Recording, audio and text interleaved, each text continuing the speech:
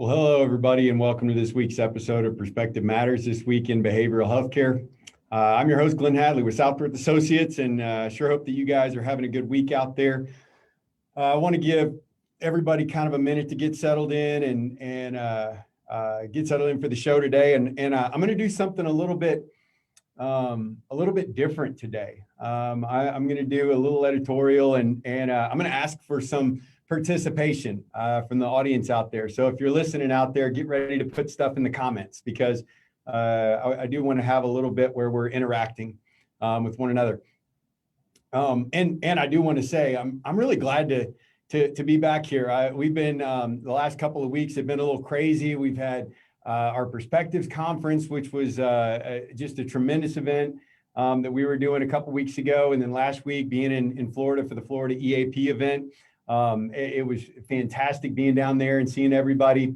And so it feels like we're in the middle of conference season all over again, you know, even though we're in this virtual world. I had absolutely no idea back in April that we were going to be still doing virtual events and still connecting with one another in that way. And so who would have thunk it, right? And so anyway, I'm just really glad to be back here today. For those of you guys that are new to the show out there, on this show, we address topics in behavioral healthcare that range from clinical, operational, marketing, business development, and even some public policy. Our goal is to be a resource for the field and a platform to bring mentors to those out there on the front lines. So that's kind of why we're here, and that's what we do. I want to thank our sponsors, Southworth Associates and Dreamscape Marketing. Without these guys, like this show doesn't happen. They've supported me and the show since day one.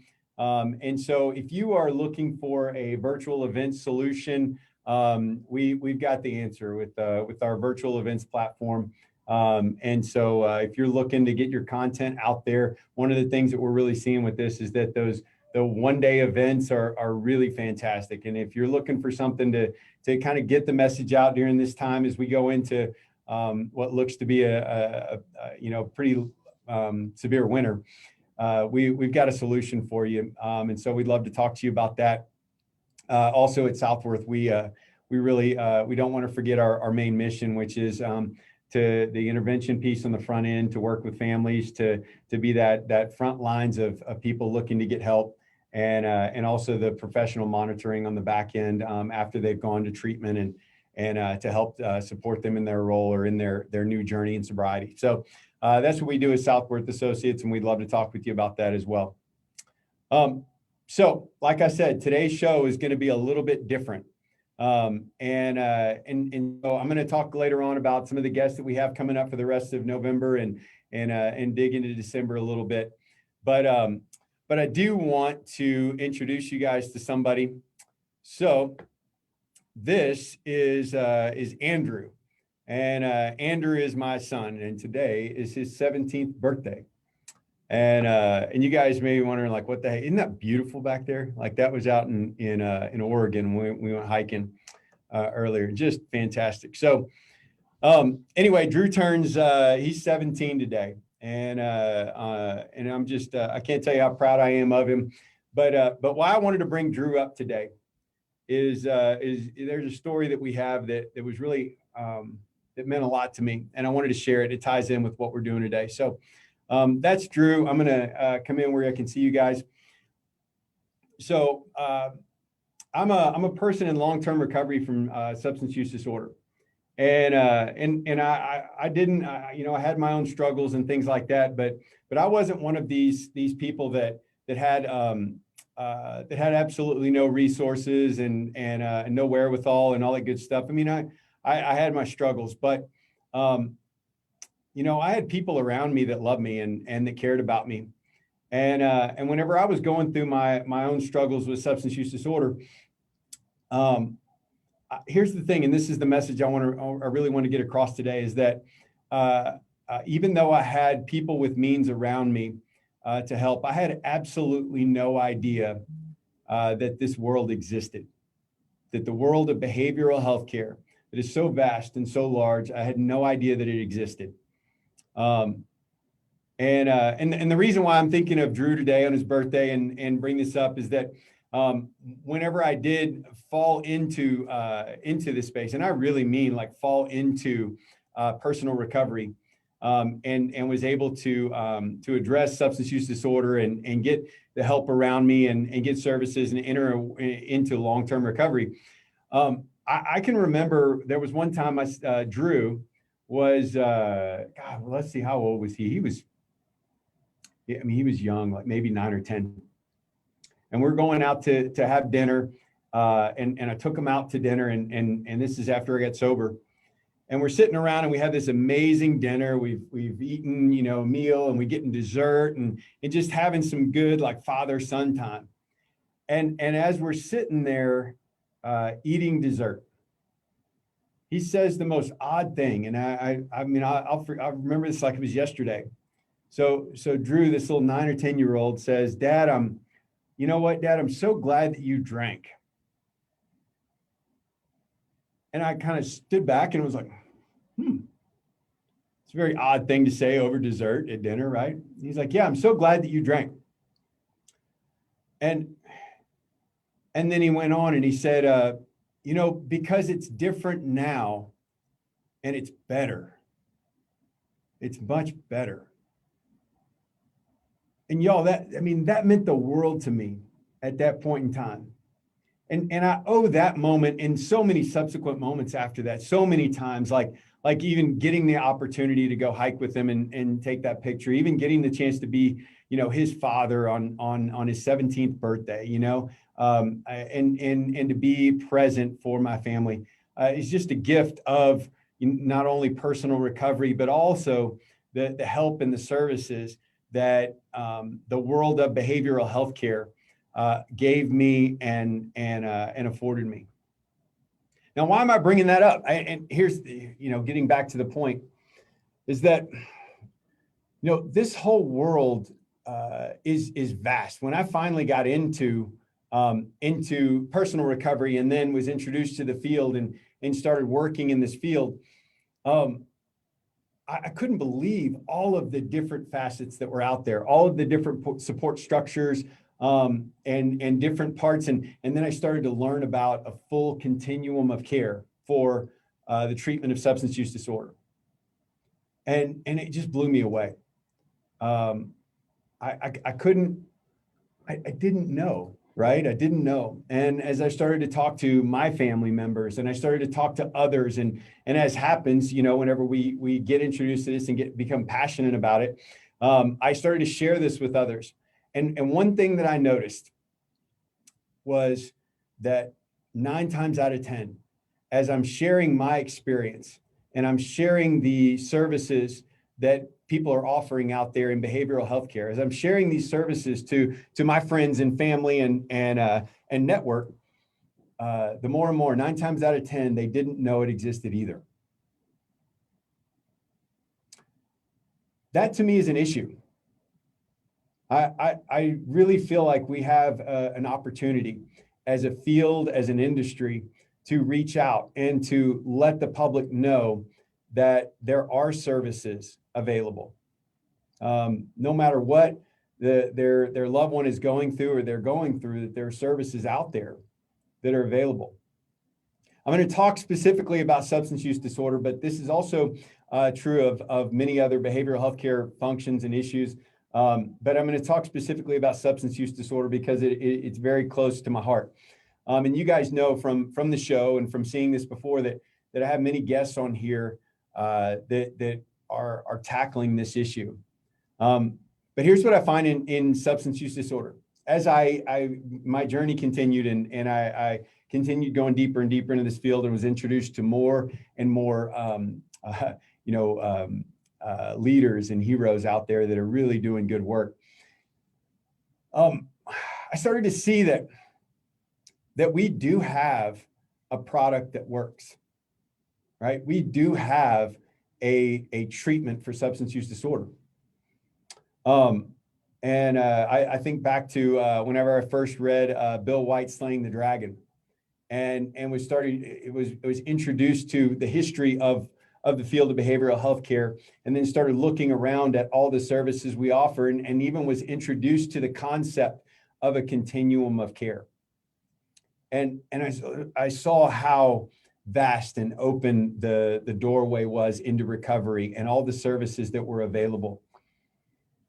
And then there was one time I was in working for a facility in Texas, and they asked me to do a presentation for families on what recovery looks like and the services out there and the effectiveness of these services. And I started looking into the data, and it was shocking, the data. And here were some of the statistics I saw, and you can pull these up on SAMHSA has some of these, and you can find them. But some of the statistics I saw for a person that comes into residential treatment and just does 20 to 28 days of residential treatment and then goes back home with no further services, the long-term outcomes or success rates, and we're talking 5 years remission, the long-term success rates were appalling. They were between 8 and 12%. Now I know that is a vital part of the continuum, right? And it was no reflection on the programs, but if they just come in and do that, if the patient just comes in and did that and that alone, the success rates weren't great. And so I started looking at what made sense, right? Like where were the success rates? And you start looking at some of the programs out there that had this higher success rates, the pilots programs, the doctors program, the physicians health programs, some of our medical professionals, and you look at what they do. And it was phenomenal, right? Their success rates are 80% higher. And then you start looking at all of the services that they go through and this full continuum of care. And so I started like presenting on that and talking to families about that. And it was eye-opening for them. And it was eye-opening for me. And so here's what I want to talk about today. And you'll have to forgive me. I'll go back and forth and look at some of the comments in Facebook. And if we don't get a chance to answer them live, like I'm going to go through the comments and I want to talk and have a conversation about this. Because really what I'm doing here is I'm inviting you out there, all of you, to be a part of this. I hope it's a movement, to be a part of this conversation at least, and open up this so we can move forward. Because the goal here is to educate families and the general public about what works in substance use disorder to treat substance use disorder. So as I'm looking at all of these things that work, this continuum of care, and I'm seeing that when you have, a trained professionals on the front end doing working on the intervention process, working with the families on the front end, educating them about what recovery looks like. When we have this full continuum of detox, and we have residential level of care, and we have the either partial hospitalization or intensive outpatient, right? We have OP that goes with that. We have alumni that goes with that. We have continued care with a therapist working on the underlying trauma, the underlying driving forces behind the internal pain, right? We have structured monitoring, ethical monitoring that follows the person along, that gives them support. We have peer support. And then we also have the recovery community, that whole package, right? The whole package, the whole continuum, from the intervention piece and the family support groups and the all the way down through the continuum, all the way out through to the recovery community, where the behavioral health care field and industry and collection of support is a bridge and a service that a patient can rely on through the acute phase into the long-term phase of recovery. That bridge, that whole picture we need to present. Now, here's what I see. I think that if we all got together, and I'm just going to use this number as arbitrary, but if we got 100 of the top leaders in this country together, and I mean all different levels of care in the continuum, from the on the front end, the therapist side, the interventionist side, the detox, the residential, PHP, IOP, sober living, aftercare, all the different levels. We got the experts in all of those levels, alumni, the experts in the recovery community, and from the payer side, because that's another issue that we could spend a whole day is our interaction with the carriers, with the payers, the insurance companies. But if we got leaders in on that side too, when we got the top 100 experts in all of those fields and we all got together in one room, I bet you that in a couple of hours, we could put on a blank whiteboard up there, we could put what works. And we could really come up with a solution for substance use disorder in the United States. Now, I know some of you out there are probably shaking your heads and going, absolutely, we can do that. And then some of you out there are like, oh my gosh, there's a lot that goes in. Yeah, absolutely. I understand. There's a lot of things that go into that, but we know what works. And I don't think it would take that long to throw it up on a whiteboard and come up with the solution for it. Here's the problem, and this is where I think we run into issues. It's not getting in the room and putting what works on the board. It's when we walk out of the room. And then what do we do? And that's what I'm challenging us with today. That's what I want to really hammer home today. We have all of these services and they're all needed, right? Every level of care is needed. But we can't keep treating a chronic condition, a chronic disease of substance use disorder acutely. And that education, I think, needs to go out to the families. That education needs to go out to the general public. That's something that I think that we do need to come together as and present, is that we do have a solution for substance use disorder. And it's not just one thing, it's all of these things put together. And so that's where I'm coming from today. And you know, we've seen these over the last, few months. We've put together a lot of virtual events and had some tremendous speakers from all over behavioral healthcare. And to a man and woman, I hear the same message, is that we have these things work, these services work, and we have to get them out there, and we have to educate people on that these services are available and that we can use them. And so that's what I want to talk about today. That's what I want to really start the conversation with today. Is that I would like for us to have that. Please put in comments and the chat in there. Put what you think, where you think we could go. What is your piece of the solution? Pose a question. Let's have a conversation about it. I would like for this to just be the beginning of this conversation, and for us to continue with it as we move forward. If you would like to have a phone call, I'm going to put my contact information up there. If you would like to continue this conversation, please let me know. Reach out to me. If you would like to talk about outcomes and you talk about some of the things that we've seen. I'm fortunate enough to work with a company like Southwick Associates that has the outcomes data for the physicians' health programs, for doctors, for nurses, for pilots, lawyers, and other professionals. But also we have outcomes data for every person that we've treated with structured monitoring and going forward. And so we have the data, and I'd love to discuss that with you and broaden this conversation. Once again, we don't just have one thing that works. All of these things work, and that's the message that I think that we need to get out. So I really appreciate you having that conversation with me today and celebrating Drew's birthday with me. I know I've had a couple of comments in there from people about happy birthday, Drew, and all that, and it's just I appreciate that. But it is a gift of all of the hard work and services that you out there in the field provide. And I encourage you all to continue this conversation. Let's broaden this and really get the help out to the people that need it.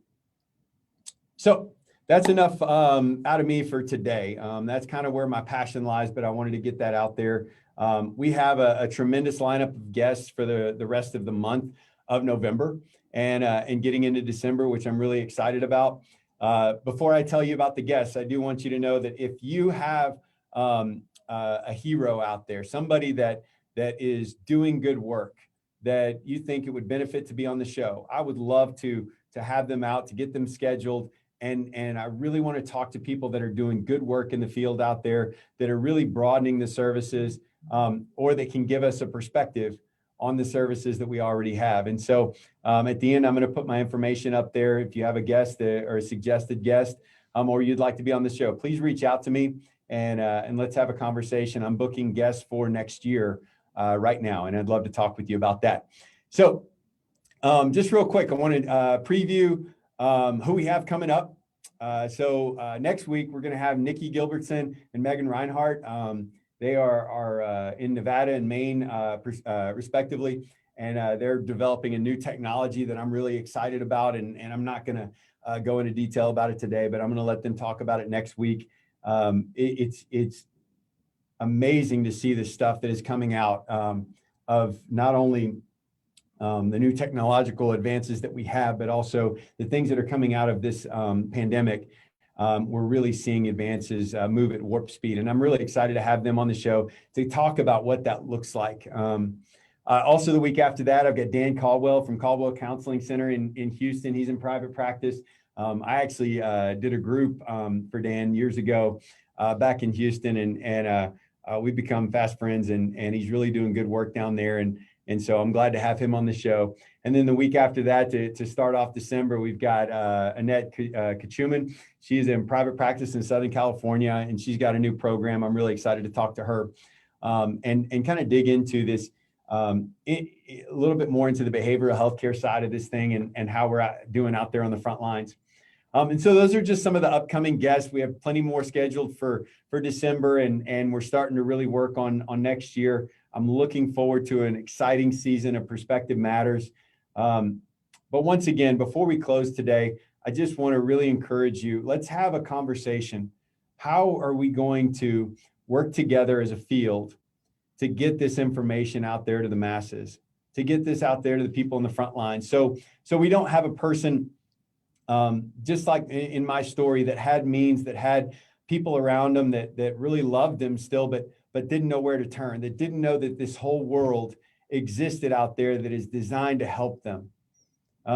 Let's continue this conversation and see how we can come together to make this happen. Keep putting comments in Facebook. We're going to share this video and blast this thing out this week. I'm going to put my screen back up here with my information on there. There's Drew again. Happy birthday, Drew. This is my information. And so if you would like to reach out to me, give me a shout, email me, and I'd love to continue the conversation about how we can really put what works out there and get it out to the masses. Also, if you'd like to be a guest or you have a suggested guest, you can put them, shoot me an email, and we'll chat about that. Love to have them on the show. Also, in closing today, I can't forget our sponsors, Southworth Associates and Dreamscape Marketing. I put their websites up there. Please go thank them for allowing us to do the show and to have this forum. Without them, this show doesn't happen. Also, don't forget about the Perspectives, A Time for Change conference that we did a couple weeks ago. It's still available. It's on demand, and you can still get credit for it for the rest of the month of November. You can still get credit. I think we have like 42 CMEs and CEs on there available, and we'd love to share the content with you guys. That I'll tell you, it just blew me away. That conference really blew me away. It really spurred me into having this conversation with you because I saw all of the amazing work out there that's being done, all the services that are out there to help other people. And so go check out the conference. Go start conversations with those speakers and those presenters, and thank them for doing the good work. And guys, we have a great list of services. We have a continuum of care that can wrap somebody up that's suffering from substance use disorder. We have that. We have what works. How do we get it out there to them? How do we present it to them in a way that makes sense? And how can we have a conversation with the payers in order to make these services available? So I challenge you guys with that. I challenge you to be a part of this conversation, continue with us as we walk forward into 2021, and let's all be a part of the solution. And so with that, I want to thank you guys so much for being a part of this community, for being a part of the Perspective Matters community. And I look forward to the next month of November, getting into December, into the holidays. And we will talk to you guys next week whenever we have Nikki and Megan on the show. with that, we'll go ahead and close. Thank you guys so much for being a part of it.